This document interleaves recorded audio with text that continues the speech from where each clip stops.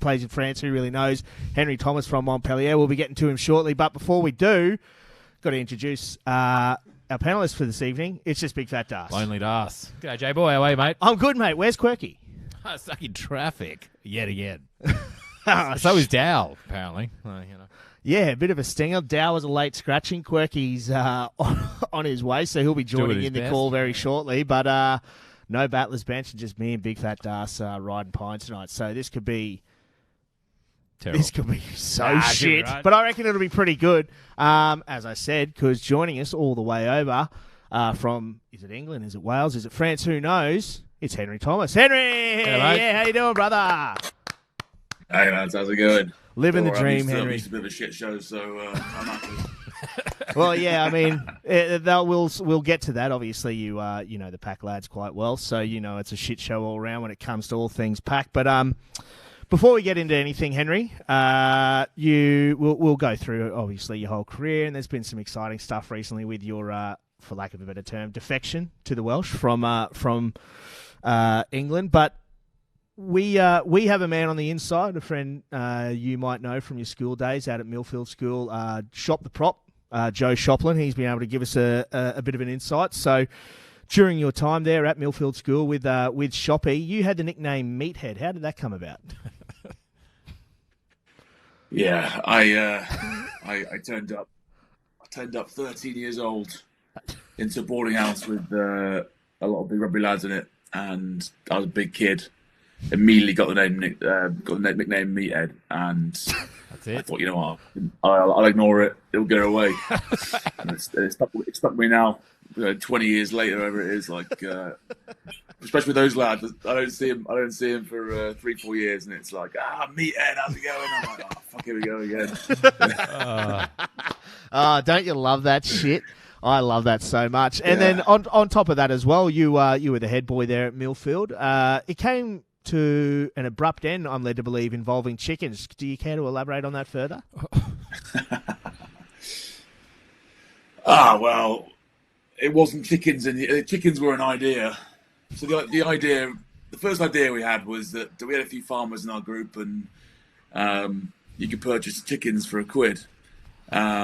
So we thought we're at school, we could scrim together £100 between us, between about 15 of us, and just let them loose around the school. But then our chicken man, he let us down, so we had to rethink. So we ended up breaking into the library and attempting to stack up a whole lot of books to block the entrance, and really just making a mess that they thought someone just vandalised the place.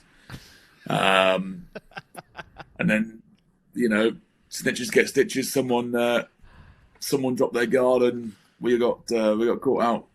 But it's just a classic, mess up a prank thing. But I thought home and dry is about 3 days left of school. They haven't got a clue what's going on. They're the police in. They don't have a clue what's going on. Trying to do fingerprints and stuff.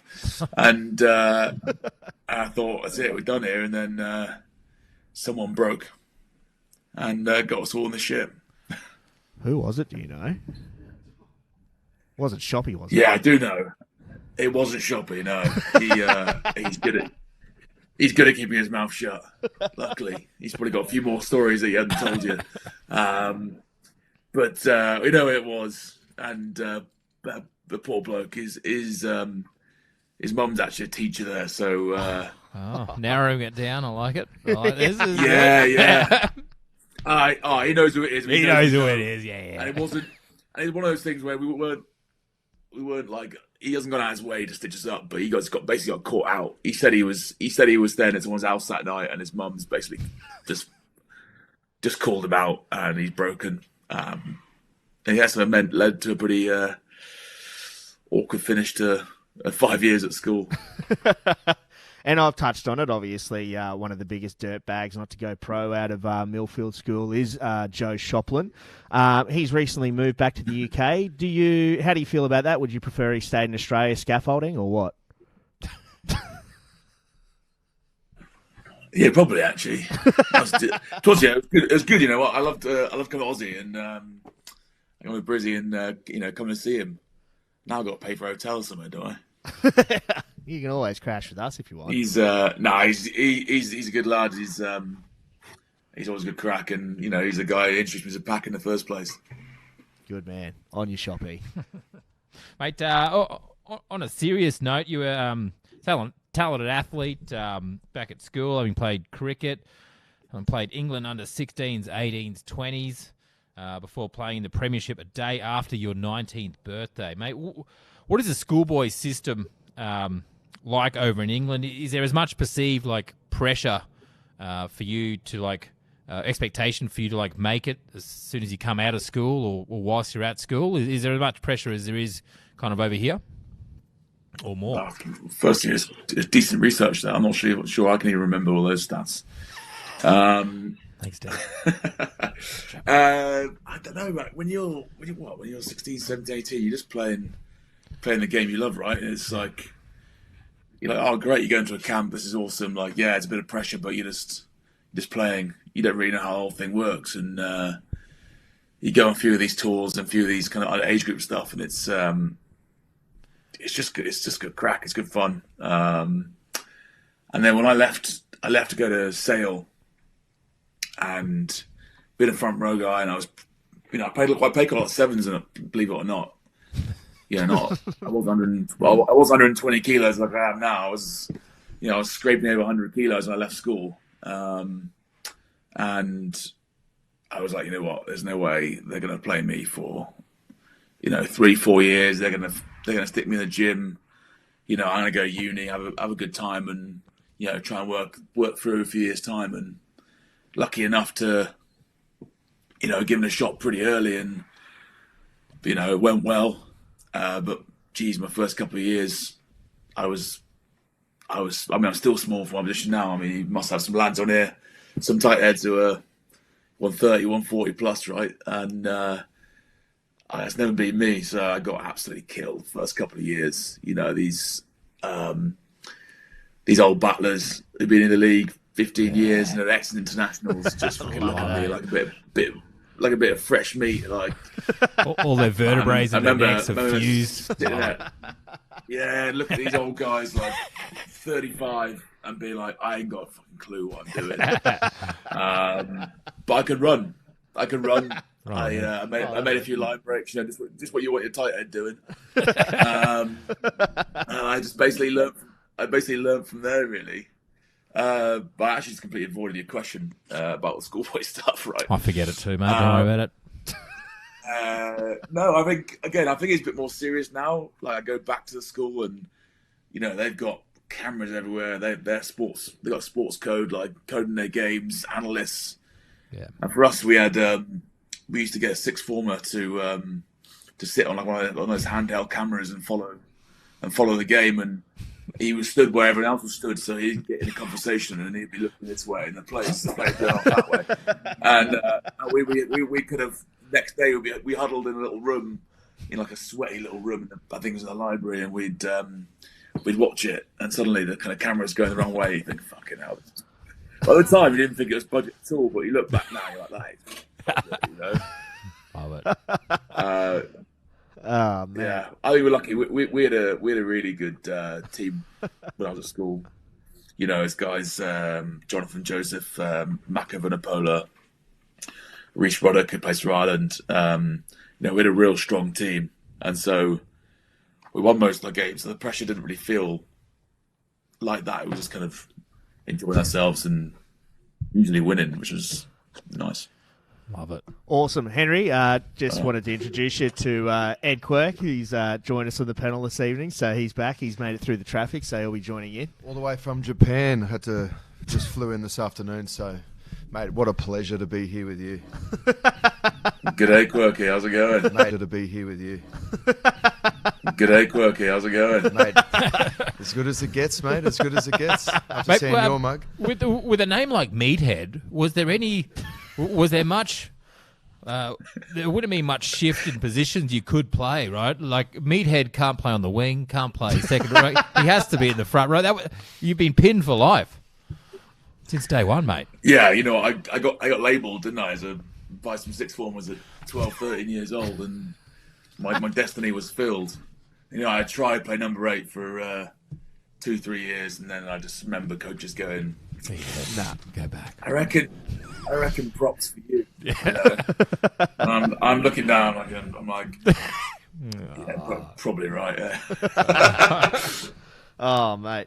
Well, you mentioned how daunting it was making your debut in the Premiership at the age of 19, and we'll get to your international career later on, as I touched on before. It's a very unique one, but throughout your career, you had to battle some. It was punctuated by injury. You had to battle a few injuries, especially early on and stuff like that.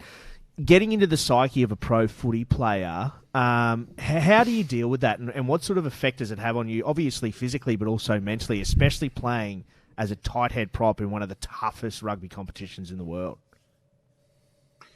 I think it changes as your career goes on. I think you start off, when you get a few injuries as a youngster, you go like, oh great, I can use this time and get better. And clearly from what I said, I needed to get bigger and stronger and to compete at any sort of level. So I kind of really pushed a positive spin on it, and then as you get kind of into your mid-20s, it's like, fuck, this is actually pretty shit, and you're up and down, and you still try and go for that kind of positive, and then you hit a stumbling block, and it's like you're pretty down. It's about having that right support around you, and I had some bad streaks. I went hammy off the bone into ACL, into a dislocated shoulder. I played. Holy Trinity. I did it one game, came back, first game, did my ACL, came back after COVID in a warm-up game and dislocated my shoulder. And I was like, at that point, I was a bit touch and go with, I was like, Jesus, is this going to carry on? I was like, it's probably my last one now. And then, just dug in and got through a season. And I always thought, well, once you play a season, or you get through a preseason and stuff as well, your body gets harder and you get more used to getting banged around. But man, it can be pretty brutal. I'm not sure everyone's had it quite as bad as me, but there's always someone with torn up ACL, banged up shoulder, and you just got to hope it's not you next, I suppose.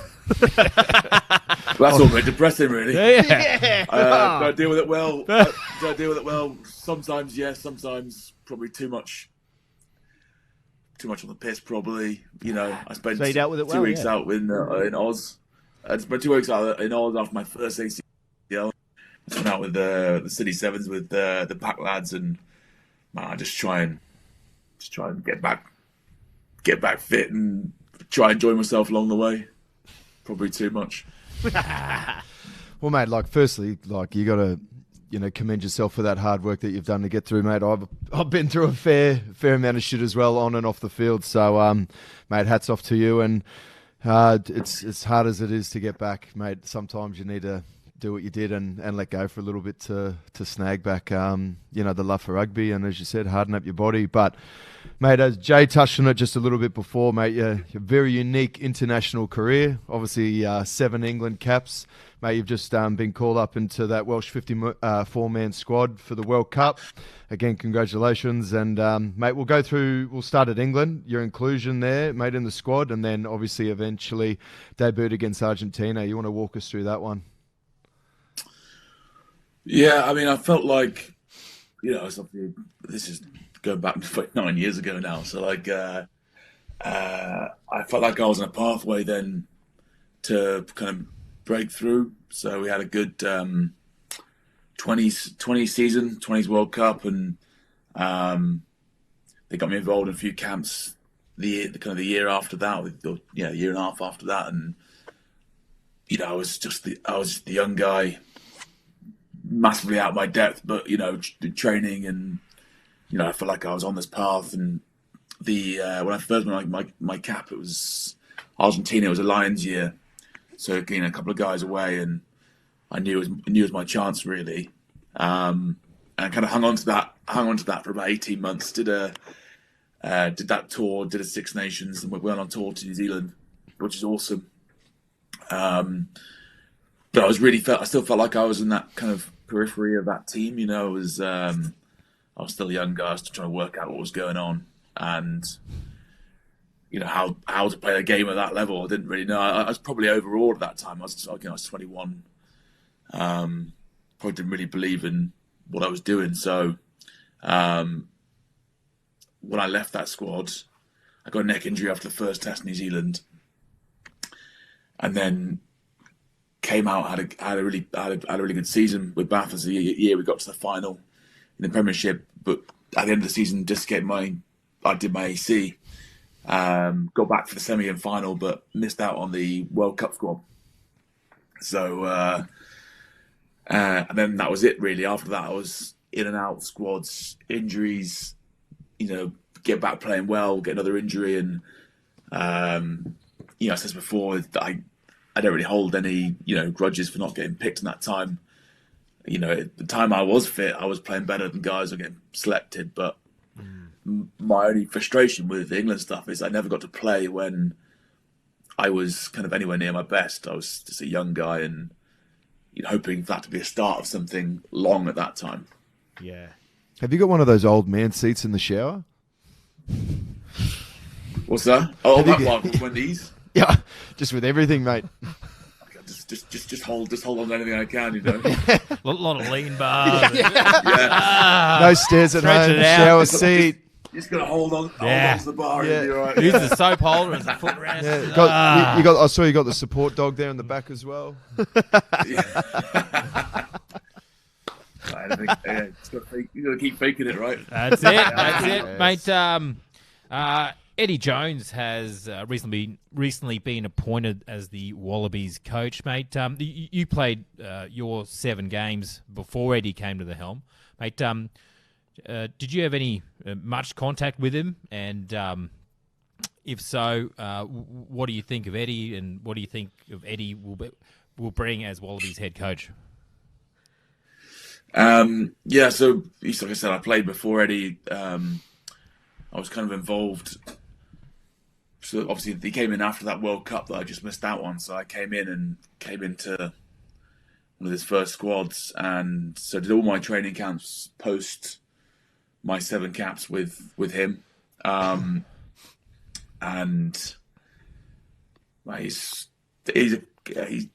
a complicated bloke, I think he likes it that way. He doesn't mind pissing people off. I think he quite likes it. He likes messing around with the media. But he did an impressive job with England. Like, it ended on a sour note, I think, like it often does, But he got England through some good streaks of wins and good World Cup, but just couldn't quite, convert it. So I think he's an impressive coach. I think I had a few interesting interactions with him. So when I first came in, it was one of those things where a new coach, you don't really know much about him. He's an Aussie. He's coached X, Y, and Z, but you don't, that's a lot of guys you don't know kind of old rugby or coaches from Southern Hemisphere. So it was like, right, come in, see me anytime in the day. Just a little introduction and, see where you sit in the squad. So I've kind of been a bit keen. I think I've gone in second or third, thinking that was a decent impression to make. And he was pretty brief. He sat down and he was like, look, H, at the moment we'll see you as second choice. And I was like, fuck, happy days. I was like, I missed the World Cup. Come in as second choice. I was like, decent. Okay, I'm in here, ready to go. And then I've got a few questions for you. What would your opposition number? How would he describe you in 3 words? This is absolutely hit me for 6. This question. I just sat there. I was told I was second choice. So I was sitting on a cloud. I was going, what the fuck do I say? What does he? I was a young fella as well, so I was like, oh, what does he want to hear? Yeah. Like, this is a trick question. Like, do I go there arrogant? Do I go, humble? Do I go? Fuck knows. I can't remember what I said. It doesn't matter now. Whatever I said didn't work because next day I got bombed out of the squad. We actually have Eddie Jones on a call. He remembers the call. We got him, Zachy. Put him on. Yeah, get him on. Here he is. Eddie, is that... No, we don't actually have him on the line. Sorry, mate. We don't have him. I actually got a bit of a beat on there, actually. I was about to say, a bit of PTSD there, right? So did I when the video wasn't coming up. I was going, hit it. Nothing. Okay. I saw his eyelids moving. And I was like, he actually is. Yeah. He's going to actually tell him I said legend for my first one. So. Legend. Yeah. Meathead. Is that 2 words? We don't even know. You nailed it, Das. Well, Henry, look, a very storied career in the Premiership, 200 games across both Bath and Sale, and obviously made that move to Montpellier. I want to touch on that, but as I just touched on, very storied career, but you did go on a little tour with the PAC boys down in the Sydney Sevens a few years ago. Are there any stories that can come out of that won't ruin your career? And if so, any highlights, mate? So honestly, I had no idea what to expect really because Prop Shop, as he called him, Joe Shopland, he was like, "Look, some of my boys coming down. You know, we've got this, social rugby club. We're gonna watch the Sevens. Are you around for it?" And I was like, "Yeah, class." And he was like, "Oh, it'd be a decent piss up, whatever." So I rocked down. I was wearing jean shorts and a t-shirt ready for the day, and they were like, "Nah, you can't wear that." I was like, "What do you mean?" He was like, "Nah, come with us for the hotel." And he came in there. They were like, "Mate, pick from this stuff." So you guys saw the picture on the start, right? That was the best out of the bunch. The rest of it was, basically a netted bra that kind of finished up here. Yeah. With the G-string shorts. I was all, it was like a dress with PAC on it, and I was thinking, yeah. So I picked out these like little short shorts and that little jacket and a hat, and I was like, right, this is the way this is going. And then lads were what was it, Wenger boys on repeat all day, basically bar hopping through Sydney, hit the Sevens. I didn't see anything like it actually. Probably a few things I got to probably missed out on, but crowd was pretty wild. It's just a hell of a day. It was a day before as well. Yeah, a lot of things I can't. I'm just trying to say, but, PTSD. Geez, it was a good day, and I was like, "Oh, these guys are good cunts." So, and they sent over a load of PAC gear to England. I still got a few bits as well. I actually left it in France, annoyingly, but otherwise I'd be rocking it right here. Otherwise, but don't worry, we'll send you more. No, I knew it was a good group. I think it was like maybe near the start when PAC started. So 2016 was it? It was 2016. Yeah, the infancy, mate. So I've been following the progress since then. Bloody oath, bless you. And then I loved it. So when I was obviously Montpellier arrived, and Brandon Pangamosa rocked up. And he was complaining. He was like, "Oh, those PAC lads, they always fuck me. They're always giving me shit." And I was like, "Perfect." I was like, "Right." I was like, "I know those lads. I'm their shit." So yeah, shout out to Brandon. I'm gonna give him some shit later on. Please do. He's keen to come on the show too, so maybe don't show him this until after he's been on the show. A rebuttal. Yeah, maybe he can come on and give a rebuttal.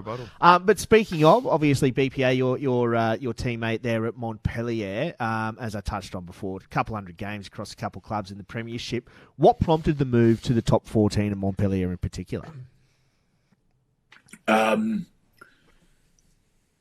I think like I mentioned that little run of injuries before.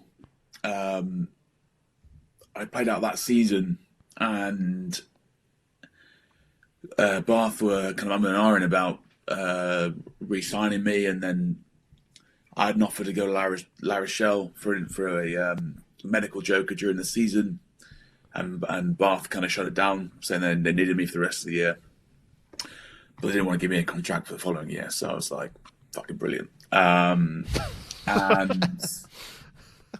I got a few offers in the Pro League, and I just wasn't really feeling, dropping down the league, and so I decided I was just gonna wait it out for a few months. It was probably April time, and I was like, you know what, just gonna see how it goes. Like if it goes into the summer and I got to train, and if someone's gonna come up and tie a prop and whatever. I've had a pretty tough injury run, and probably a day after that, I got a call from my agent saying that Montpellier are keen. Do you fancy it? And I was like, fuck yeah. I played down there 2013 and 2015 with Sale and Bath, and it's a beautiful place down on the south coast of France, and that was kind of always on my list of places that if I were to go to France, I want to play there. And straight away, sent for the contract. That didn't take any time in signing it, and we're straight down there. Hell yeah. That's sick. Mate, unbelievable, mate. And obviously with that awesome move came, obviously last season, the cherry on top with Montpellier having a win there, mate. How was that sort of that lead in that season? Then obviously, hopefully there was a bit of PAC. Bit of carry on. Yeah, bit of carry on as well. Hopefully some netted G-strings and some bras going around too. Jesus, plenty of carry on. Yeah, it was going to France. It was a cool experience. Like, it's just the support in France is unbelievable. There's obviously the 14 teams. 10 of them sell out every week with 15 to 30,000 seat stadiums, and the French are wild. Complete culture shift. Don't speak any French, so it was a pretty decent challenge going over there. And that league is full of massive blokes as well. Load of Aussies, Kiwis, Fijians, massive Samoans. It's absolute freaks. You haven't heard of half these Fijians, and they basically just run the games.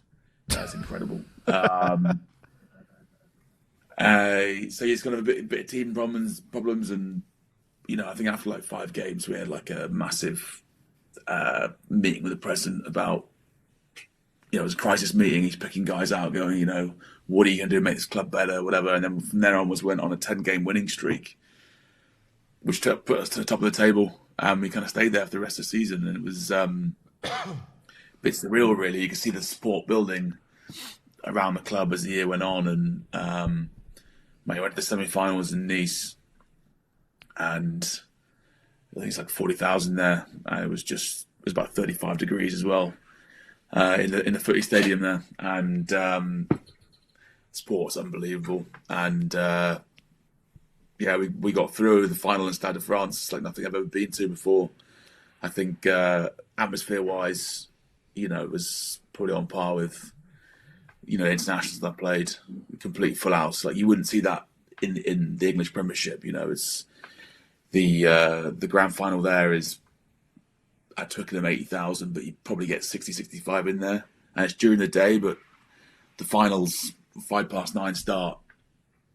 Absolute packed house, flares going off, kind of DJs playing. There was live performance afterwards. It was just a massive show, and we won there. And I didn't really realise how important the Brennus is. The Brennus is the big shield that the winner gets, and it's like it's a special thing in France that he's meant to give you good luck if you touch it and all sorts of things. And I didn't realise any of that stuff. And it was the first time that Montpellier have ever won it, so it was pretty emotional. And then the party started there, basically. I'm sure you might have seen some few videos knocking around social media. Our friend BPA, he's got an addiction to cameras, so he's usually in the limelight, dancing, taking his top off, getting his sloppy rig out. He loves it, and with his hair and stuff, he's the cameras love him as well. So we give him a whole lot of shit for that. There's so many videos on social media of him dancing in front of the camera. And he gets in the changing room and he's like, lads, I fucked up again. So I took my top off and I started dancing in front of the camera. I was like, yeah, sick, man. And then like we what happened from there on? So that night we were out in Paris. imagine all night in Paris, and then we had to get a train back to Montpellier. We it's like a 3.5 hour train back to Montpellier, and yuck. It was just it was just a massive piss up on the train. Yum. It wasn't like Yum. it wasn't like we were like, we had the whole train to ourselves. It was like, we got these seats. So there was some Kids. poor people sat between us kids. Lads were going wild. Being lads.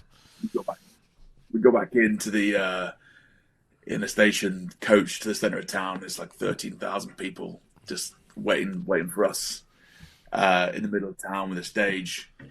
It's another one of BPA's classic moments, dancing in front of the stage, and didn't realise the stage finished, and went head first off the stage. So fancy a laugh. Go have a look at that one.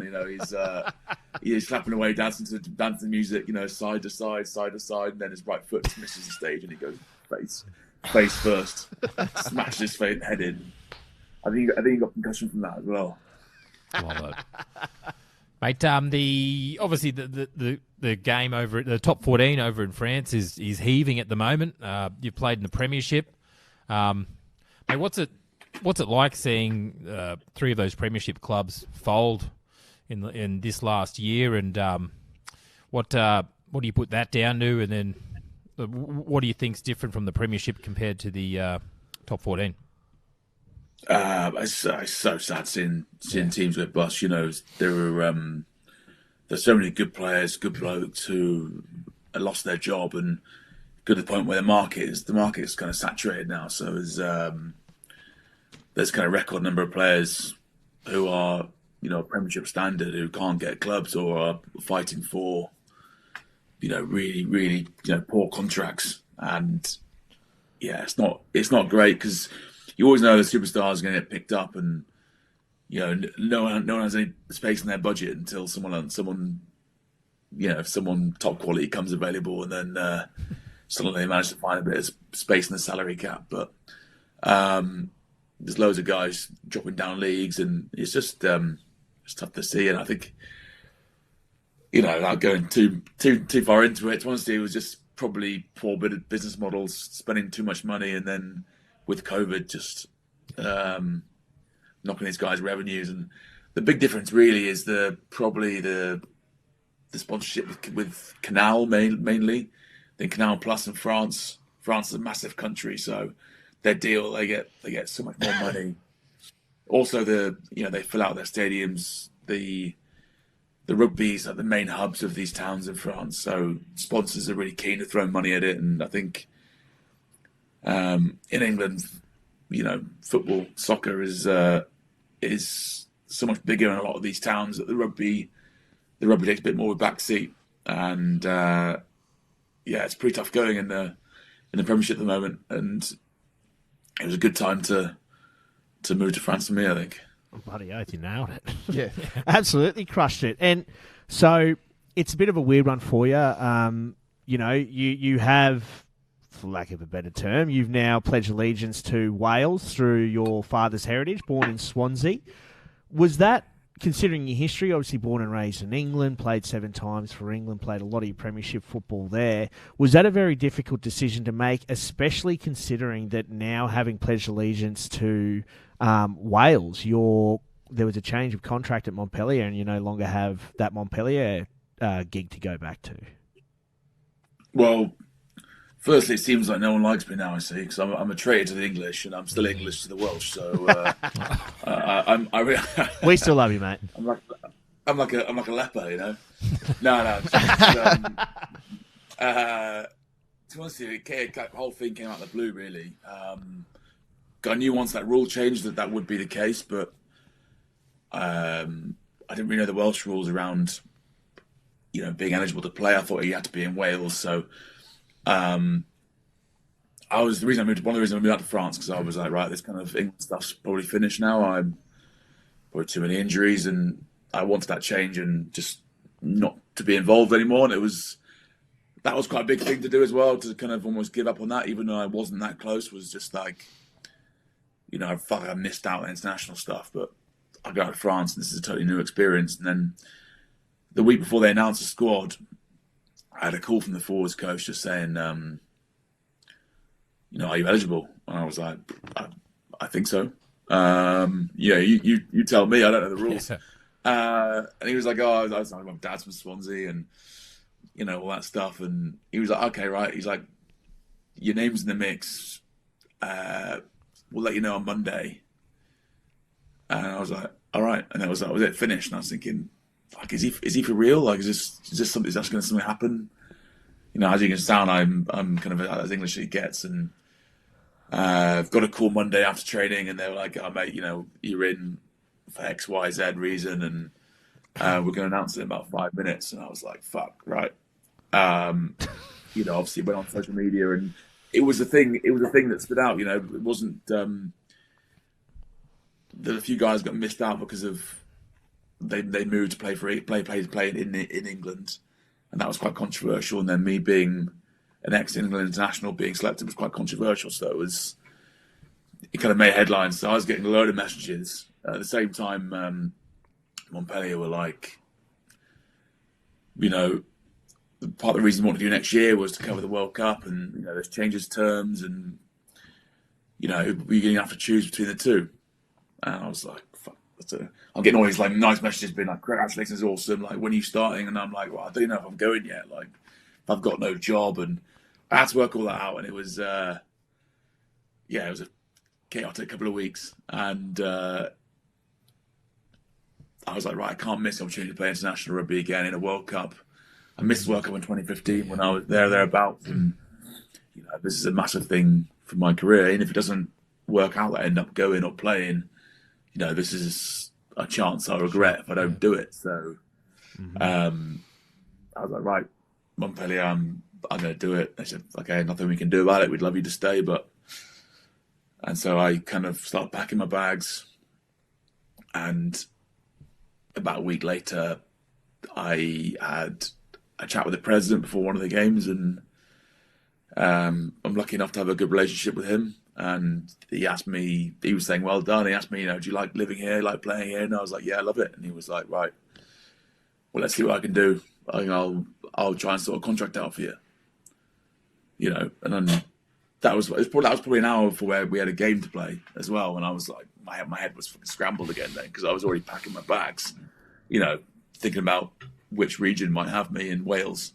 And so, yeah, I think I'll be ending up staying. I think I managed to wangle a new contract for the president, and hope I can do both. Dream result. Yes. That's sick. Was the reason why they were tentative in regards to your contract, is that because that they are actually playing rugby like during the World Cup? So they've got So they've got 3 games prior to the World Cup. I think it's in August, and they have a big break, and they start basically the day after the final. So anyone who's been involved in the World Cup, I think there's some sort of mandatory break period. So there is a section of games which you're kind of unavailable for, and and they were like, oh, they didn't have enough players to cover or something. I don't know. You never really know the truth of rugby clubs sometimes, do you? But you got to take it on the chin. Well, I mean, I hate to say it though, Henry, but Wales won't be getting out of the pool stages, will they? Over Australia and Fiji. I was like, where's he going with this? Oh, that's right. Okay, Australia. Yeah. Okay. Whoa, straight to it. Yeah, that would have been brutal if we weren't playing Australia. It'd be a good one. You love to tell me. We do have Eddie Jones on the blower. He'll be out. What do you reckon, Eddie? You mentioned it very briefly before, Henry, the fact that you're a bit of a leper. You have defected and you're a bit of a traitor to the motherland in England. You did go to the school with the Vunipolas, the Bin Ladens, the Murdochs. Did you have any of them called you to give you a bit of stick about it? I got no, not from that group that you mentioned there. Strange enough, but I had a load of messages. I got a lot of Welsh mates that I played with over the years. They give me shit for being so English, and suddenly I'm defected and I'm playing for Wales now, so they've been giving me shit. And then it's just one of those stories that people don't expect to see. So normally when you get picked for an international squad, everyone's like, well done, good luck, whatever. But this was pretty unique. So there's a lot of kind of well dones mixed in with you're a traitor or how the fuck are you Welsh? Sorry, I should have sent that message. Sorry, mate. just kind of a lot of that stuff really, which I love really. It was all pretty positive stuff, but a lot of banter mixed in there. Well, you've got the head for a Welshman, I'll give you that. That's for sure. So you weren't here for the meathead chat. No, you wasn't. missed that And one. I'm sort of just like covering that across that. I keep staring deep into the camera, deep into the eyes. So it's a bit of a complicated one, and it's a bit complicated banter than meathead stuff. You might not get it, but it's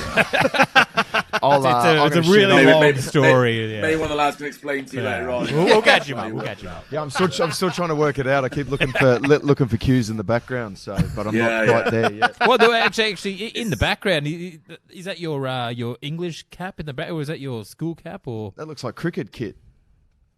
It is. I'm in my folks' place, just outside Bath now. Because we've got a day off from camp, so just finding a little escape. But that's actually my England under-16 cricket cap. Oh, doesn't look that big, right? Oh wait, you were 15 at the time. Yeah, that makes sense. Yeah, that makes sense. It's my dad's study I'm in right now, so. There's a couple of England shirts here as well. It looks so English in there. Look at the beams and the fireplace and the... I love it. I think there's an under-9s participation running award as well as there in the bottom left screen I can see as well. So... it wouldn't be a winner's medal for running, would it? Thanks for showing up, mate. I know we've covered it a fair bit around that rugby eligibility laws, but just from your side, mate, with Izzy Folau's and the Colemans sort of switching allegiance to Tonga, mate, and obviously yourself. Do you think, probably from an outside perspective, do you think it's, considering what you've just done and you're about to do you reckon it's good for our game as a whole? I think it's a good thing, right?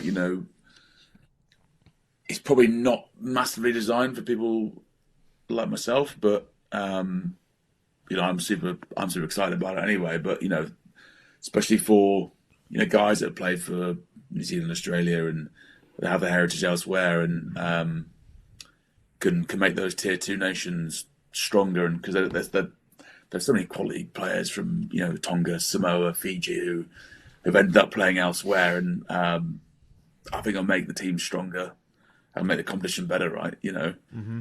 Maybe some of the top nations won't like it because teams like Tonga and Samoa and Fiji are going to start showing up and putting some problems. Level the playing field, I think. Bring it on. Why not? I would have preferred if they did it after the World Cup.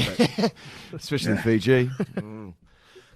But why wouldn't you want all these kind of world-class players who can't get in the team they played for a couple of times, playing in the World Cup? It's just going to make a better spectacle, isn't it?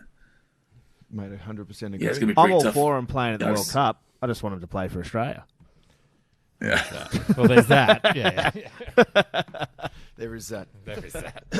Mate, sort of rounding it off now, one of the boys who can't be here tonight, Dal, he runs a Fast 5, and I know you've been fully prepped and you're ready to go on that, mate. So I'll hit you with the Fast 5 and give us your quickest answers off off the dome, off the meathead. So, mate, you want an explanation with this, or is it just yeah, if you want. No, I'll Google it. No, yeah, let us know quickly. Let us know. Yeah, all right. No, it looks good. Mate, rock and roll with that. Mate, if you could play with any athlete from any other sport to be picked in your rugby team, who would it be?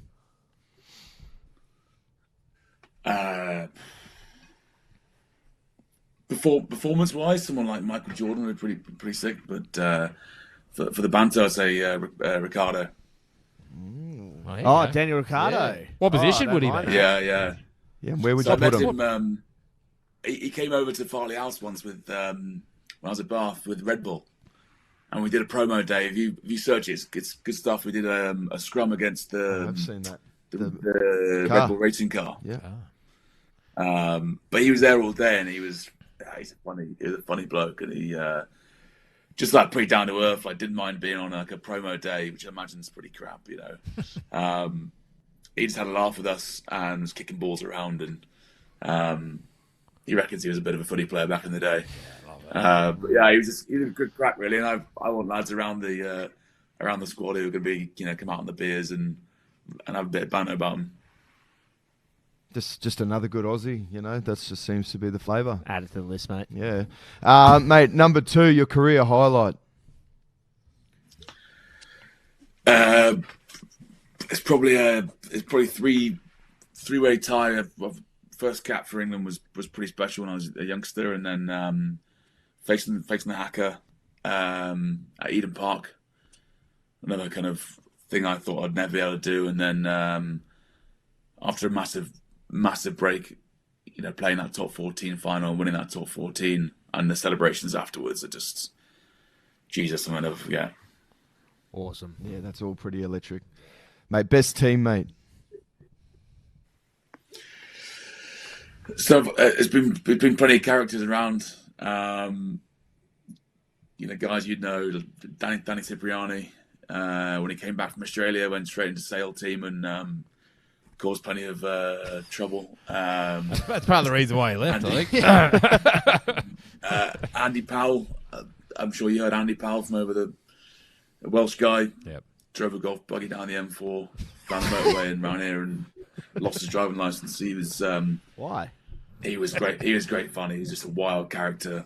He'll win or lose you a game, but off the field was just unpredictably brilliant.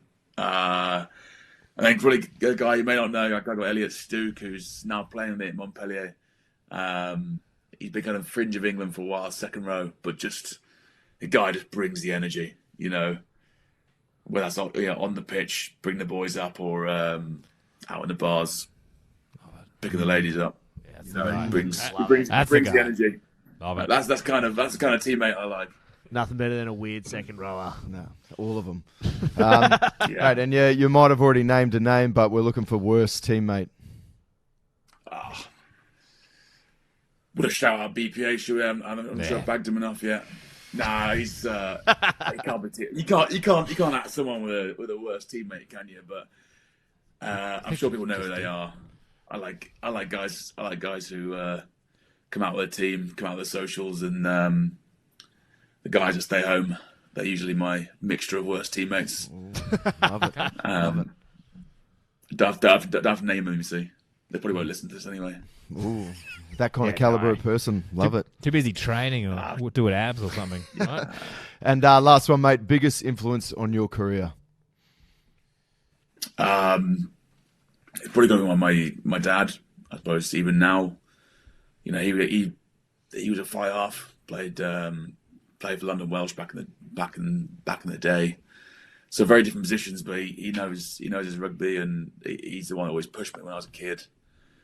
You know, I remember one time I got injured when I was 14, 15 and came back probably a bit out of shape, and he basically kicked me onto the running machine and kept turning it up until I fell off, which is pretty crap when you're young, but you know, that kind of instilled that kind of drive in me, which I still have. And you know, anything I need to talk about rugby-wise, it'll be with him. Any advice and stuff, and he's very good at not talking about things he doesn't know about. So obviously, scrum-wise, he'll just go, "What happened?" Or, you know, "What do you reckon? It looked good, or it didn't look good." He'll never go like, "Mate, I think your angle's a bit wrong." Because I'll be like, "Fuck off! You're not talking about." He knows his rugby, but he stays in his lane rugby wise, and he's definitely most influential. Love Beautiful. that. Mate, now that all the rugby, let's get into some serious questions, mate. We normally ask everyone who's played around the world, mate, after a game in the showers, mate, are you a budgie smuggler wearer or are you complete nud in the shower? These are the important questions. And what do you think of people that do both options? Yeah. So I'm completely naked. Yeah, I thought so. That's the way it's always seemed to be, and the way I was. I don't say brought up, probably the wrong word. The way I went through the system. We'll clip that. Yeah. What were you wearing on the running machine? Yeah, sounds like your dad was Scrumming with your dad. I was brought up. My dad did that to me. I'll do that to Get your son out. Get your dick out, son. You think you deserve clothes? No. you heard him. Yeah. Yeah. No, it was the way it was always gone through when I was playing club rugby was like, you can't trust someone until you've seen their dick. That's it. And then you kind of learn through as you get older. You're like, some guys are religious. It's one of those things. And don't trust them, guys. Don't trust them. I still don't. I still don't trust them. Stand by, right? I try to be reasonable about it, but I still don't trust them. Just take them off it now. Okay. It's how you were brought up, it's hard to get away from that.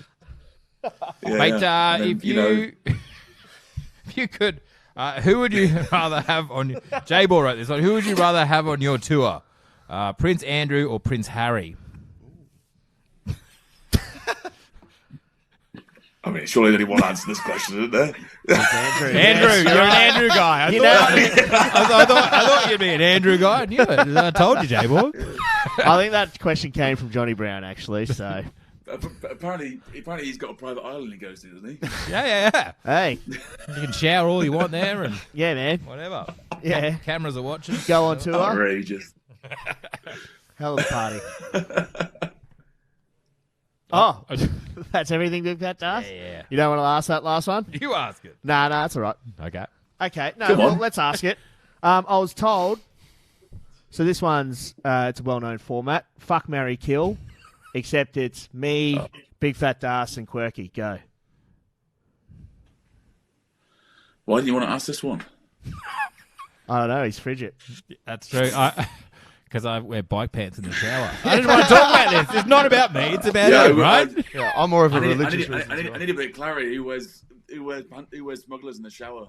Well, I don't have any pants on at the moment, so... There we go. That's a tick. Well, I moved to Japan solely for the shower scene, so... I put on a speed skating in the shower there, did you? I did. For more confidence. I put on more shorts in the shower. You wear a suit. So don't want to do anywhere near a shower with Paolo Garabisi, the Italian fly-half. What does he do? He'll make you feel real small real quick. Oh, okay, I like this. Yes. That's nice. Is he really tall, is he? Is that the... He's got... Sometimes you reckon he's got 3 legs sometimes. Yeah. There it is. Take that. Paolo Garabisi, write that down. Google him. Oh, sorry. Yeah, write that down. Just watch him play. You'll probably notice it during the next game. Oh, I love that. All right, Henry, mate, thanks so much for your time. I know you're absolutely flat out, and you were able to squirrel out a bit of time from us outside of your duties with Montpellier and the Welsh side, mate. So we really, really appreciate you sitting on the blower for us for a while and being so candid, mate. But all the best. Hopefully, we'll see you at the Rugby World Cup later this year, and hopefully we'll see you back playing for Montpellier next season, brother. Cheers, lads. I've enjoyed it.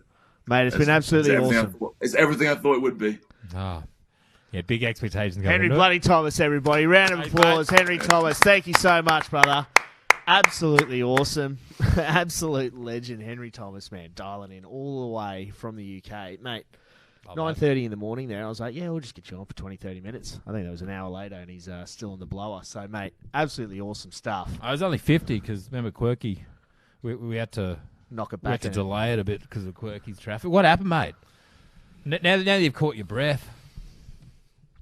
I had to catch the train. I was on go-kart, ran out of juice, so I had to walk from Carindale all the way here. So, mate, it happens. We appreciate the commitment, man. We really, really do. And we never actually got the reason why Dow's not here. He just says not coming in. Fair enough. Okay, mate. that is. He's a busy man. RDO, Dale. RDO, mate. 2 weeks in a row. All right, let's rip through the rest of the show then, Big Fat Dash. You got a little bit of something out of the Battlers bench. What you got for us, bro? We do, actually.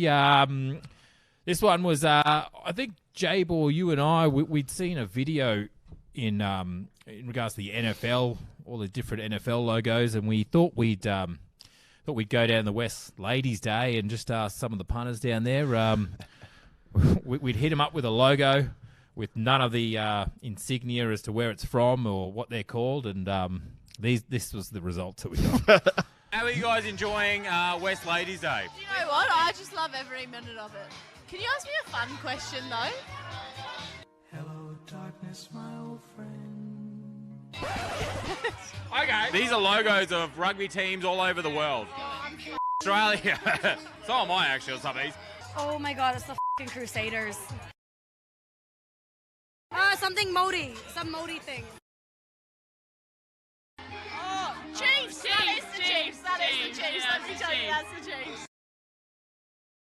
The Wasps. From? London. Yes, London. You know, fish, chips, cup of tea, bad food, worse weather, Mary f***ing Poppins, London. Oh, I know, London. The Crabs. From where? From Canberra. From where? Canberra. Canning Canberras. Canberra Cannons. The Cannons. The Cannons. From Canberra. Newcastle Cannons. Newcastle Cannons. Oh, wow. No. Something Whalers. From where? JK.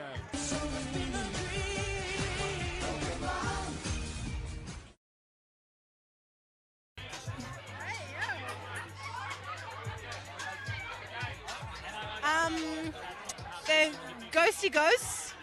From Ghost Town? Yeah, they're from Ireland. Ireland. Cheese! Do you realise that actually is the Chiefs? That's the Chiefs. Oh, that's American football. No. The Redland Bay Mudcrabs. Oh, it's the Highlanders. Christchurch Crusaders. Oh, London Wasps.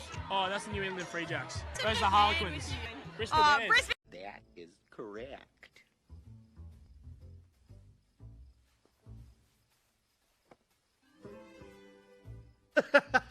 Chris Farley is There were some tough ones there, but there were some, quite imaginative, some of these people. And How good's the Karita Water Gush logo, mate? That is red hot. I fire up every time. We play them 3 times a year, and I get going. Brings for a that water game. gush Yeah, for you, Yeah, right? yeah, literally, mate. And and the boys get behind it. So, mate, one of the best names in world rugby. Has to be. to be fair, some of those logos are kind of misleading, right?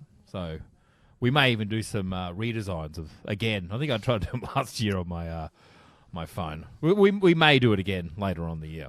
We'll see how we go. Really no promises, as we've known. Mate, speaking of the Battlers bench, right? Segue.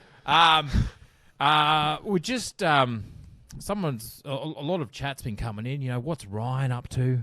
Where'd Ryan go? And we've just got to cast our mind back to, I think this was the last episode that Ryan was on, and this is how he... Scorpions Carnage Pure Evil hot sauce, and we got a cheeseburger. Oh, yeah. Yep. Look at that. Well Look done. at that professional. Well done. For free. What a gentleman. He really... Nice to be good. And He's gone. Sweating, bro. That's our first walk off. Holy. And Ryan has kept walking, and in fact, we actually found him. Someone sent in this clip of him. So all that walking's been paying off. And he's just throwing down the little offload. I think around the corner. Off he goes. Back playing for Jeeps in the Derby countryside. I think.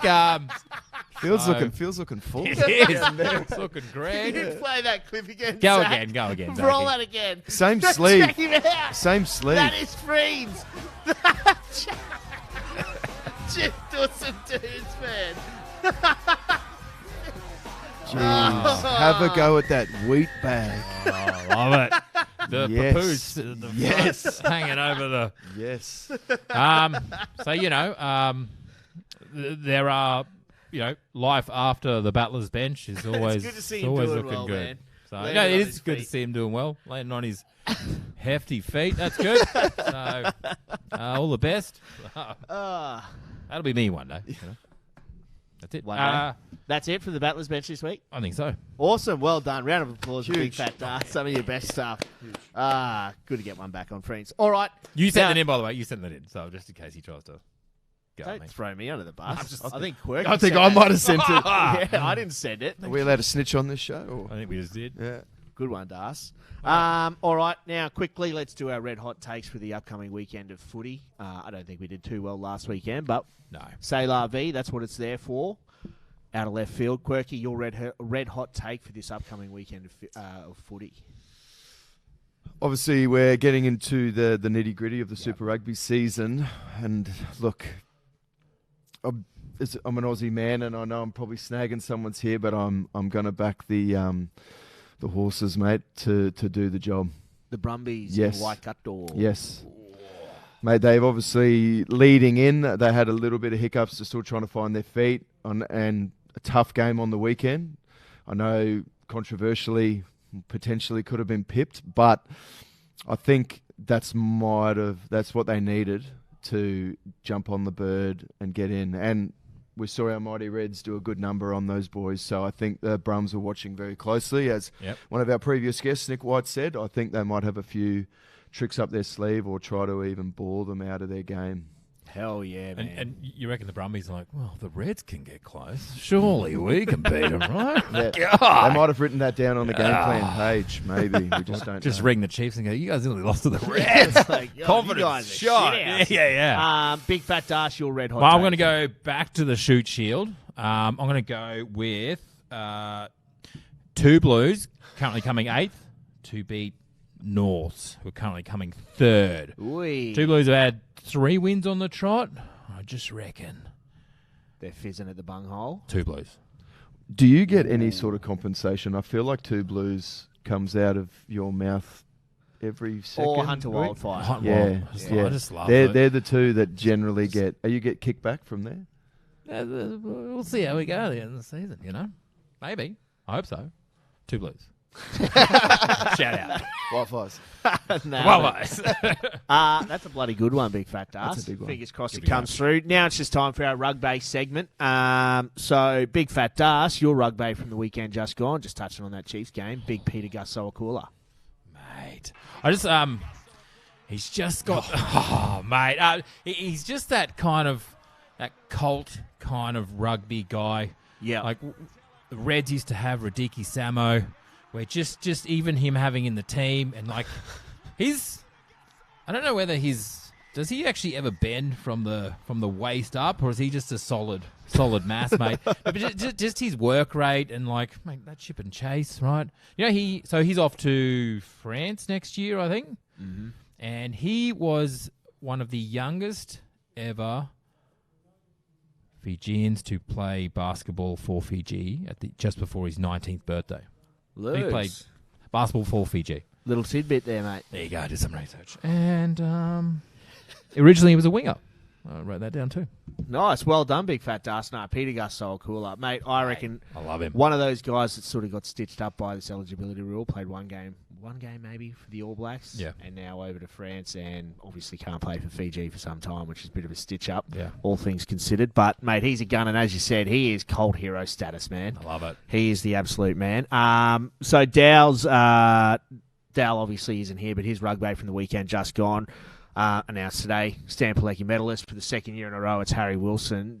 He's been absolutely massive this year. I think Freen sort of used to touch on it last year when he didn't get selected in the squads, and even this year from Eddie Jones, that maybe a little bit of emotional terrorism from guys like Eddie Jones and Dave Rennie to get him fizzing. And, he has been immense ever since. Last and I 5 think 6 weeks, yeah, you're right. He's missed the last 2 spring tours, and he's had 2 full pre-seasons and 2 full seasons as a result, and I think it's starting to show. Like, he's now got so many more quivers to his bow, doesn't shirk contact, goes hard in the paint, in attack and defence, mate.